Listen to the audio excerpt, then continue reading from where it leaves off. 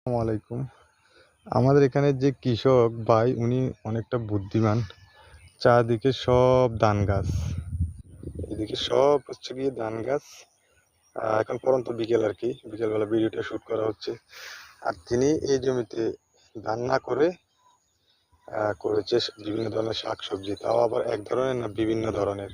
যেমন আমি দেখাই, এদিক দিয়ে রয়েছে সিম, এদিক দিয়ে রয়েছে বেগুন, এদিক দিয়ে রয়েছে ধুন্দুল। ধুন্দুল গাছে ধুন্দুল ফলন হয়েও গেছে।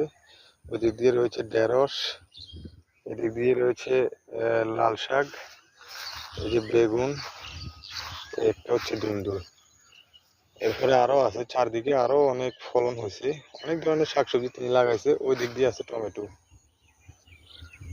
আহ, তো তো যে কৃষক ভাই লাগাইছে ওনার বুদ্ধিটা কেমন আর কেমন হয়েছে একটু আপনারা কমেন্ট করে জানাবেন। আর বুদ্ধি কি ঠিক আছে? এই জমিতে কি ধান করলে ভালো হতো না শাকসবজি করাটা ভালো হয়েছে?